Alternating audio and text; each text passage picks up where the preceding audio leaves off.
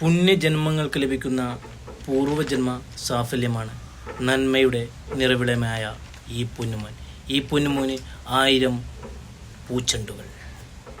ഞാനായിട്ടൊന്നും ഓർക്കണ്ടല്ലോ. ഏതായാലും ഈ ന്യൂസ് നിങ്ങൾ കണ്ടു, ഫേസ്ബുക്കിലെ സംഭവമാണെന്ന് തോന്നുന്നു. സംഭവം പാവങ്ങളാവുമെന്ന്. ഫേസ്ബുക്കിൽ ഇവർക്ക് എന്താണ് ഇവൻ്റെ കോപ്രായങ്ങൾ, ഇവൻ്റെ കോമാളിത്തരങ്ങൾ എന്താണെന്ന് അറിയില്ല. ഇവനെക്കുറിച്ച് അധികം അറിയില്ല എന്ന് തോന്നുന്നു. അതുകൊണ്ടാണ് ഇതുപോലുള്ള കമൻറ്റുകൾ ഇട്ടതെന്ന് തോന്നുന്നത്. പാവങ്ങൾ അറിയാത്തവരാ, ഇവനെക്കുറിച്ച് അറിയാത്തവരാ. ഒരുപാട് പല രീതിയിലുള്ള വിഷസുകളൊക്കെ നൽകിയിട്ടുണ്ട്. കൺഗ്രാറ്റ്സ് മോനെ, ബെസ്റ്റ് വിഷസ്, പിന്നെന്താണ് മോനെ ആശംസകൾ നേരുന്നു, അങ്ങനെ പല രീതിയിലുള്ള പലതും ചെയ്തിട്ടുണ്ട്. പക്ഷെ അതിൻ്റെ ഇടയിൽ ഒരുത്തൻ തിരികെ കയറ്റിയ സാധനം കാണണ്ടേ, ഇതാ അതൊന്ന് വായിച്ചു നോക്കിയേ.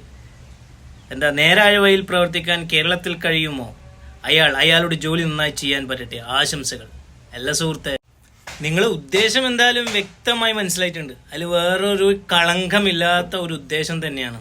എന്തായാലും ഒന്ന് മനസ്സിലാക്കി പെരുമാറാൻ പഠിക്ക്.